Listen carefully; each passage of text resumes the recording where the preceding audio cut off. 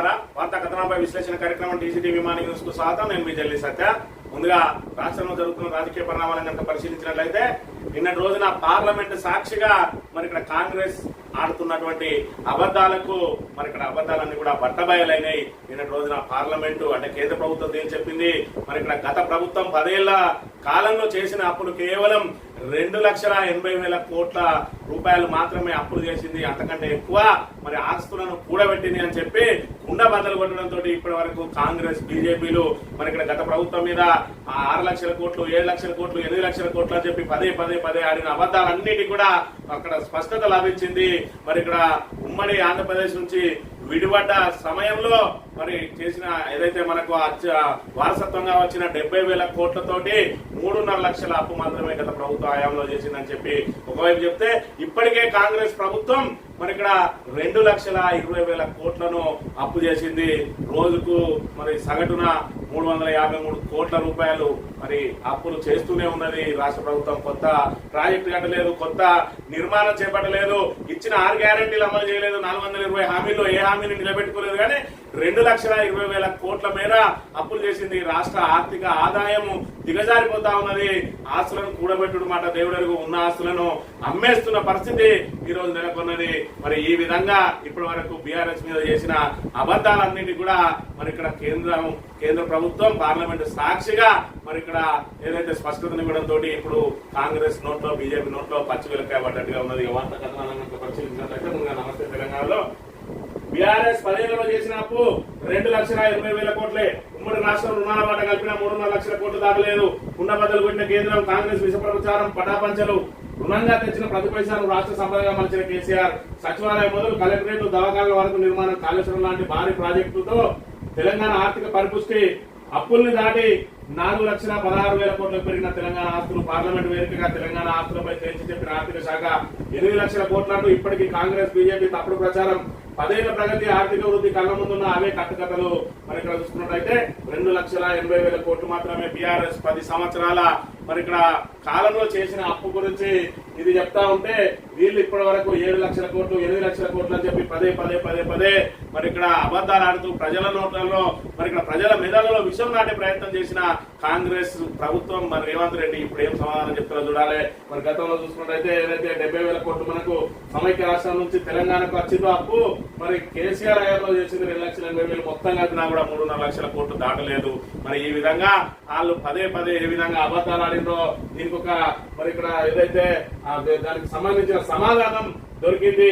BRS 10 ఏళ్ల పాలనపై రేవంత్ రెడ్డి ఆయన సహచార మంత్రివర్గం చేస్తున్న తప్పుడు ప్రచారానికి పార్లమెంట్ సాక్షిగా కేంద్ర ప్రభుత్వం చెప్పబెట్టాలని సమాధానం చెప్పింది. తెలంగాణ రాష్ట్ర అప్పులపై బీజేపీ నేతలు చేస్తున్న ప్రచారం పచ్చి అబద్దమని ఎన్డీఏ అధినాయకత్వం కుండబద్దలు కొట్టింది. కేసీఆర్ హయాంలో 6 లక్షల కోట్లు 7 లక్షల కోట్లు 8 లక్షల కోట్లు అప్పులు చేశారు. అవి తీర్చడానికి ప్రతి నెల 6,500 కోట్లు చెల్లించాల్సి వస్తున్న కాంగ్రెస్ ప్రభుత్వం పలు సందర్భాల్లో చేసిన మరి ఇక్కడ ఏదైతే చేసినటువంటి ఆరోపణలు శుద్ధ అబద్దమని తేట తెల్లమైంది. మరి ఇక్కడ చూసుకున్నట్టయితే వాళ్ళు చేసిన అప్పులకే నేను అప్పులు కడతాను 1,50,000 కోట్ల అప్పులు చేసిన రోజున 1,00,000 కోట్లు దానికే కట్టినా అని చెప్పిన రేవంత్ రెడ్డి ఇవాళ చూసుకున్నట్టయితే మొత్తం పాత అప్పులు మనకు వారసత్వంగా వచ్చిన అప్పుతో సహా కలిపి 3.5 లక్షల కోట్లు దాటలేదు. మరి దీనికి ఇవాళ కాంగ్రెస్ ప్రభుత్వం కనుక చూసుకున్నట్టయితే మరి ప్రతిరోజు 356 కోట్లు సగటున అప్పు చేస్తా ఉన్నది. ఇప్పటికి 2,20,000 కోట్లు. కాంగ్రెస్ 20 నెలల్లో చేసిన అప్పు 2,20,000 కోట్లు. కట్టెడు మట్టెత్తలేదు, ప్రాజెక్టులకు కిటికైనా పెంచలేదు. అయినా అప్పుల్లో సరికొత్త రికార్డు నెలకొల్పిన రేవంత్ సర్కార్ 2 ఏళ్లలో కొత్త ప్రాజెక్టు చేపట్టలేదు, ఉన్నది పూర్తి చేయలేదు. ప్రకటనలే తప్ప చెప్పుకోదగ్గ భారీ నిర్మాణం ఏది చేపట్టలేదు ప్రభుత్వం. మరోవైపు రాష్ట్ర ఆదాయ పతనం, ఆర్థిక వ్యవస్థ అదలాకుతం, ఉద్యోగుల నిలవారి జీతాలకు పైసలు లేని స్థాయికి రాష్ట్ర ఖజానా ప్రతి నెల సగటున 10,000 కోట్ల వరకు అప్పు చేస్తున్న సర్కారు దివాలా రాష్ట్రంగా చిత్రీకరించడంతో రాని కంపెనీలు, పెట్టుబడులు కాంగ్రెస్ ప్రభుత్వం కట్టుతప్పిన అప్పులపై ఆర్థికవేత్తల ఆందోళన అని చెప్పి సగటున రోజుకు 356 కోట్ల రూపాయల అప్పు చేస్తా ఉన్నది ఈ రోజున మరి ఇక్కడ కాంగ్రెస్ ప్రభుత్వం. అని అంటే మరి ఇప్పటి వరకు ఏదైనా కొత్త ప్రాజెక్టు ఏదైనా పూర్తి చేసిందా, కొన్ని పెండింగ్ ప్రాజెక్టులు ఏమైనా పూర్తి చేసిందా, కొత్త నిర్మాణం ఏమైనా చేపట్టిందా, ఆస్తులను పెంచే ప్రయత్నం చేసిందా అంటే ఆస్తులను అమ్మే ప్రయత్నం చేస్తా ఉన్నది. మరి ఇక్కడ ఏదైతే మన యూనివర్సిటీ భూములు చూసిన హెచ్సియు హైదరాబాద్ సెంట్రల్ యూనివర్సిటీ భూములు 400 ఎకరాలను అడ్డంగా అమ్మడానికి ప్రయత్నం చేస్తే వేత్తలందరూ కూడా అడ్డం తిరిగి విద్యార్థులు పెద్ద పోరాటమే చేయాల్సి వచ్చింది. చివరకు సుప్రీంకోర్టు జోక్యంతో అది అక్కడ ఆగింది. మరి అయినప్పటికీ ఇంకా కూడా దాన్ని తెగనమ్మడానికి ప్రయత్నం చేస్తా ఉన్నాడు రేవంత్ రెడ్డి అనే విషయాన్ని మనం ఇక్కడ గమనించాలి. ఈ రకంగా ప్రతి నెల సగటున 10,000 కోట్ల అప్పులు చేస్తా ఉన్నాడు. మరి 18,500 కోట్ల ఆదాయం వస్తా ఉన్నది. దాన్ని ఏం చేస్తా ఉన్నాడు? మరి ఇక్కడ అప్పులకే కడతానా అని చెప్పి ఇన్ని రోజులు చెప్పిండు. ఇవాళ చూసుకున్నట్టయితే 2,80,000 కోట్లు మాత్రమే చేసింది. మొత్తంగా చూసినా 3,00,000 కోట్ల 3.5 లక్షల కోట్లు దాటలేదని చెప్పడంతో కాంగ్రెస్ మరి ఇక్కడ పతనం ఇప్పటికే 20 నెలల్లో కాంగ్రెస్ అధమ స్థాయికి చేరింది. ఇక్కడ తెలంగాణలో చూసుకున్నట్టయితే వాళ్ళ అబద్ధాలన్నిటి కూడా ఒక్కొక్కటిగా సమాధానాలు లభిస్తా ఉన్నాయి. మరి యాదాద్రి మీద కమిషన్ అన్నారు, అది ఉట్టిది అయిపోయింది.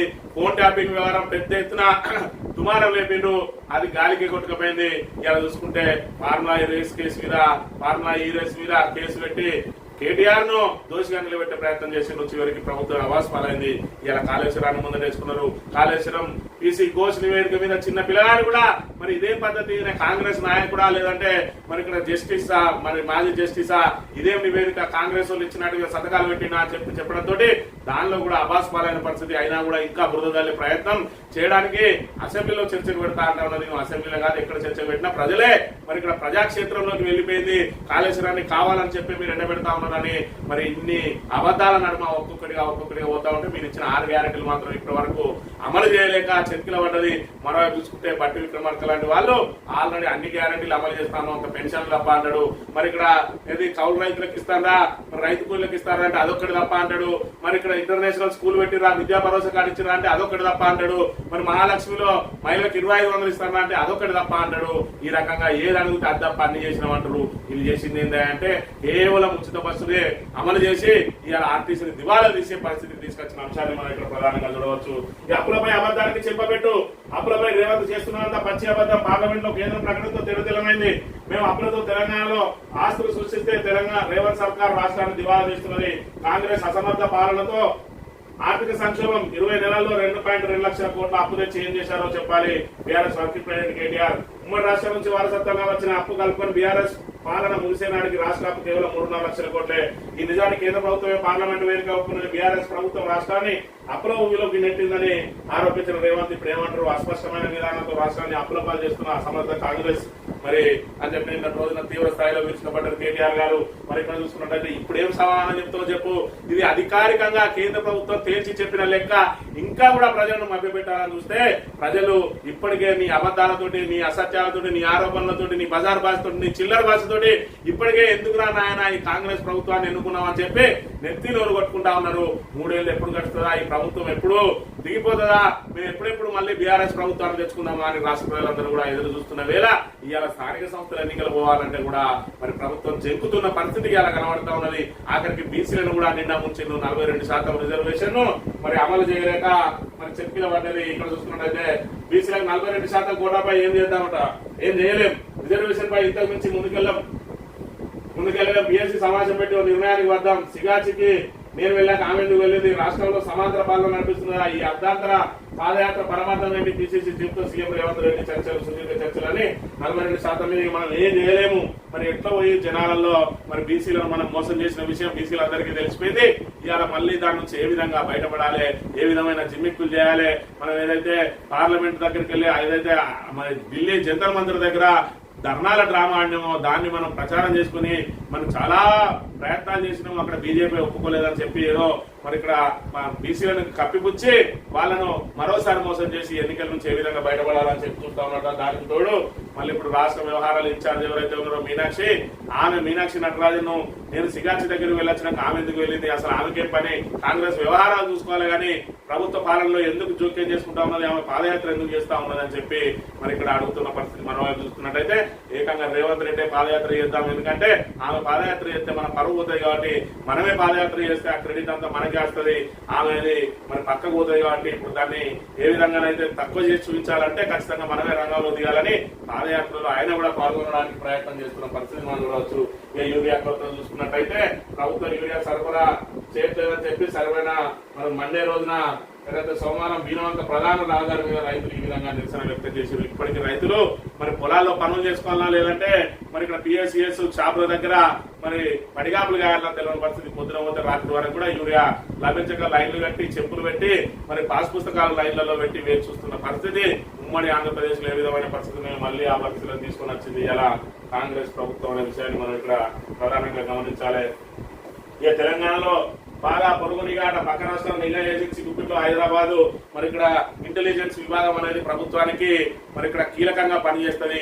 ఎవరు ఏం చేస్తా ఉన్నారు, ప్రతిపక్ష పార్టీలు ఏం చేస్తా ఉన్నాయి, ఇలా రాష్ట్రంలో ఉన్న పరిస్థితులు ఏ విధంగా ఉన్నాయి, మరి ఇక్కడ ఏ విధమైన అల్లర్లు చెలరేగే అవకాశం ఉన్నదా, పరిపాలన మీద ప్రజలు ఏమనుకుంటారు, ఇవన్నీ కూడా ఇంటెలిజెన్స్ సమాచారం సేకరిస్తుంది. కానీ ఇప్పుడు పక్క రాష్ట్రాల్లో ఉన్న కర్ణాటక ప్రభుత్వం ఇక్కడ కాంగ్రెస్ నాయకులు ఏమేం చేస్తా ఉన్నారు, ముఖ్యమంత్రి ఏం చేస్తా ఉన్నారు అని చెప్పి ఇంటెలిజెన్స్ వ్యవస్థ నడిపించి దాన్ని ఢిల్లీకి చేరవేస్తారట. మరోవైపు ఇక్కడ టీడీపీ ప్రభుత్వానికి సంబంధించిన ఇంటెలిజెన్స్ ఎప్పటికప్పుడు బీజేపీ నాయకుల మీద నిఘా పెట్టి అది జాతీయ బీజేపీకి మరి కేంద్ర ప్రభుత్వానికి ఎప్పటికప్పుడు నివేదికలు బీజేపీ పార్టీకి అందిస్తా ఉన్నారట. ఈ రకంగా మన రాష్ట్రాన్ని కేంద్రంగా చేసుకుని ఇతర రాష్ట్రాలకు సంబంధించిన ఇంటెలిజెన్స్ విభాగాలు ఇక్కడ పాగా వేయడం మరి ఎంతైనా ఇక్కడ హైదరాబాద్ మరి ప్రమాదంగానే వచ్చి ఉన్నదని చెప్పక తప్పని పరిస్థితి. ఇక జగిత్యాల కలెక్టరేట్ లో అమానుష ఘటన చోటు చేసుకున్నది. జగిత్యాల జిల్లా మల్లాపూర్ మండలం ముత్తేపేటకు చెందిన దివ్యాంగుడు మరిపల్లి రాజగంగారం తన ఇంటికి వెళ్లే దారిలో నిర్మించిన గొడవ విషయమై అధికారులను కలవడానికి వస్తే ఆ దివ్యాంగుడిని ఏ రకంగా ట్రీట్ చేసి ఏ విధంగా లాక్కపోతున్నారో ఒకసారి చూసుకున్నట్టయితే పోలీసులు కలెక్టర్ కలవడానికి వస్తే మరి దివ్యాంగునికి మరి కలిసి అవకాశం కల్పించి ఆయన గోలు వెళ్ళబోసుకోవడానికి కలెక్టర్ కల్పించాల్సింది పోయి కలెక్టర్ వస్తానని చెప్పి ఆయన ఏ విధంగా లాగి పడేస్తా ఉన్నారో మనం ఇక్కడ చూడాలి. ఒక దివ్యాంగుని పట్ల ఈ ప్రజా ప్రభుత్వం ఏ విధంగా మరి ఇక్కడ పనిచేస్తా ఉన్నది మరి ఇక్కడ మనం గమనించినట్టయితే మరి ఈ రకంగా ఈడ్చి పడేస్తా ఉన్నారు. ఇది ప్రజా ప్రభుత్వం, ఇది ఇందిరమ్మ పాలన. ఈ ఇందిరమ్మ పాలన ప్రజా ప్రభుత్వంలో ఏ విధంగా ఉన్నది ప్రభుత్వ పరిస్థితి, అధికారులు పోలీసులు ఏ విధంగా వ్యవహరిస్తా ఉన్నారు. కనీసం కలెక్టర్ ఇక్కడ చూసుకుంటూ వెళ్ళిపోతా ఉన్నాడు తప్ప ఇక్కడ కలెక్టర్ కనీసం ఏంటి అని చెప్పి ఆయన దగ్గరికి పోయి ఆయన పరిస్థితిని అడగలేదు అని అంటే ప్రభుత్వ అధికారులు ఏ విధంగా పనిచేస్తున్నారో దీని ద్వారా తేటతెల్లమవుతున్న పరిస్థితిని మనం ఇక్కడ ప్రధానంగా గమనించాలి. ఇక కోటా మా హక్కు బిచ్చమేస్తున్నారా, పార్టీ పరంగా కాదు చట్టబద్ధమైన కోటా ఇవ్వాలి, కాంగ్రెస్ ను గద్దెదించే వరకు పోరాడతామంటున్న తలసాని ఢిల్లీ వెళ్లి ఏం సాధించారో చెప్పాలంటున్న గంగుల బీసీల పట్ల దయ్యంగా వ్యవహరిస్తున్న కాంగ్రెస్ శాసన మండలిలో ప్రతిపక్ష నేత సిరికొండ నిప్పులు. బీసీలకు బీఆర్ఎస్ శ్రీరామరక్ష అంటున్న శ్రీనివాస్ గౌడ్ కరీంనగర్ లో బీసీ కథనపేరు సభాస్థాయి పరిశీలన అని చెప్పి ఈ నెల 14వ తేదీన కరీంనగర్ లో బీసీ రణగర్జన మరి ఇక్కడ సభ నిర్వహించబోతా ఉన్నారు. బీసీలందరూ కూడా మరి ఇక్కడ కాంగ్రెస్ ప్రభుత్వం చేసిన మోసాల మీద తిరగబడి ఖచ్చితంగా కాంగ్రెస్ 42% ఇవ్వకుంటే కాంగ్రెస్ ను పొందబెట్టే బాధ్యత ప్రతి బీసీ కూడా తీసుకోవాలని చెప్పి పెద్ద ఎత్తున సభ నిర్వహించడానికి బీఆర్ఎస్ సన్నాహాలు చేస్తున్న పరిస్థితిని మనం ఇక్కడ ప్రధానంగా చూడవచ్చు. సాక్షి దినపత్రిక విషయానికి వస్తే ఓట్ల చోరీ మీద పోరుబాట అని చెప్పి నిన్న రోజున విపక్షకు సంబంధించిన ఎంపీలందరూ కూడా పార్లమెంట్ దగ్గర నుంచి ఈసీ ఆఫీస్ కు ర్యాలీగా వెళ్తే వాళ్ళందరినీ కూడా అరెస్ట్ చేసిండు. మరోవైపు రాహుల్ గాంధీ ఈ ఓట్ల చోరీ అనే అంశాన్ని పట్టుకున్నాడు. ఎందుకంటే మరి ఇక్కడ కాంగ్రెస్ కు సంబంధించి దేశవ్యాప్తంగా చూసుకుంటే కేవలం 3 రాష్ట్రాల్లో ఉన్నది. మరి ఇప్పటికైనా ఏమైనా మెరుగైందా అంటే మెరుగేం కాలేదు. కాబట్టి మరి ఖచ్చితంగా జనాలలో కాంగ్రెస్ పూర్తి ఆదరణ ఉన్నది. కానీ ఈవీఎంల ద్వారానే ఓడిపోయినాం, లేదంటే తప్పుడు ఓట్ల ద్వారానే ఓడిపోయినాం అని చెప్పి జనాలలో మరి ఇక్కడ కృత్రిమంగా ఆదరణ ఎక్కువ ఉన్నదని చెప్పి పెంచుకునే ప్రయత్నం చేస్తా ఉన్న పరిస్థితిని మనం ఇక్కడ ప్రధానంగా చూడవచ్చు. స్పీకర్ పై ఒత్తిడి పెంచాలి, పార్టీల ఫిరాయింపై త్వరలో పిటిషన్ వేయాలి, బీఆర్ఎస్ ముఖ్యమంత్రి కేసీఆర్ ఆదేశం అని చెప్పి మరి ఇక్కడ పార్టీ ఫిరాయించిన ఎమ్మెల్సీల మీద వేయాలి. అదేవిధంగా 42% రిజర్వేషన్ ఏదైతే ఉన్నదో ఆ రిజర్వేషన్ అమలు జరిగేలా మరి ఒత్తిడి తీసుకురావాలి ఖచ్చితంగా. అదేవిధంగా కరీంనగర్ సభను కూడా కరీంనగర్ కథన పేరుని విజయవంతం చేయాలని చెప్పి చెప్తున్న పరిస్థితి. సివిల్ అభ్యర్థులకు ఎంతైనా సహకరిస్తామట, ఎంతైనా సహకరిస్తాం నీదే మొత్తాన్ని. ఇలా సింగరేణికి సంబంధించి సింగరేణి సీఏ ఏదైతే మరి నిధులు షేప్ నిధులు ఏవైతే ఉన్నాయో వాటి అన్నింటినీ కూడా తరలించి ఇలా సివిల్ అభ్యర్థులకు రాజీవ్ అభయాస్తం పేరుతోటి మరి ఇక్కడ ఇస్తా ఉన్నారు. పైసలు ఏమో సింగరేణి, కానీ ఏ ఒక్క సింగరేణి వాళ్ళ పిల్లలకు 1 లక్ష రూపాయలు రావు. ఎందుకంటే ఇది బీపీఎల్ వాళ్ళకే ఇస్తారు కాబట్టి, సింగరేణి వాళ్ళకు వైట్ రేషన్ కార్డులు ఉన్నాయి కాబట్టి సింగరేణి డబ్బులు ఇతరులకు దానాలు చేస్తా ఉన్నారు. కానీ సింగరేణి పిల్లలు చదువుకోవడానికి మాత్రం వాళ్ళకు మరి సింగరేణి ప్రత్యేకంగా సింగరేణి పిల్లలు ఎవరైతే సివిల్స్ ఉన్నారో వాళ్ళను కూడా అర్హులుగా కేటాయించి వాళ్ళను అందులో జాబితాలో మాత్రం చేర్చడం లేదు. సింగరేణి పైసలు మరి ఇక్కడ ప్రభుత్వం దానం చేస్తున్న పరిస్థితి మనం ఇక్కడ చూడవచ్చు. ఈ వారంలోనే కార్పొరేషన్ డైరెక్టర్లట మరి ఇక్కడ ఏదైతే నామినేటెడ్ పదవులను అందరికీ పంచి మరి ఇక్కడ ఇక 3 ఏళ్లే ఉన్నది, ఇక మళ్ళీ వచ్చేది లేదు సచ్చేది లేదు. కాబట్టి అందిన కాడికి దండుకోవడానికి అందరికీ అవకాశం కల్పించాలని నామినేటెడ్ పోస్టులు త్వరగా పంపిణీ చేయాలని చెప్పి చెప్తున్న పరిస్థితి మనం ఇక్కడ చూడవచ్చు. ఆంధ్రజ్యోతి విషయానికి వస్తే ఏం చేద్దాం, బీసీ రిజర్వేషన్లపై పార్టీ పరంగా 42% ఇద్దామంటే 42% పార్టీ పరంగా ఇస్తే ఇక్కడ ఖచ్చితంగా బీసీలు పార్టీని పొందబెడతారు, కాంగ్రెస్ పార్టీని. ఇవాళ మీరు ఏదైతే చట్టబద్ధత కల్పిస్తామన్నారో ఆ చట్టబద్ధత కల్పించాలి. ఇవాళ మీరు 42% ఇస్తే మీరు రెడ్డికి ఇచ్చి, మీరు బీసీకి ఇచ్చిన కాడ ఇంకో పార్టీ రెడ్డి ఉంటాడు, మీకు ఆ పార్టీ బీసీ ఇచ్చిన కాడ మీ నెలల నుంచి రెడ్డి ఉంటాడు. కాబట్టి అది అమలయ్యే అవకాశం లేదు.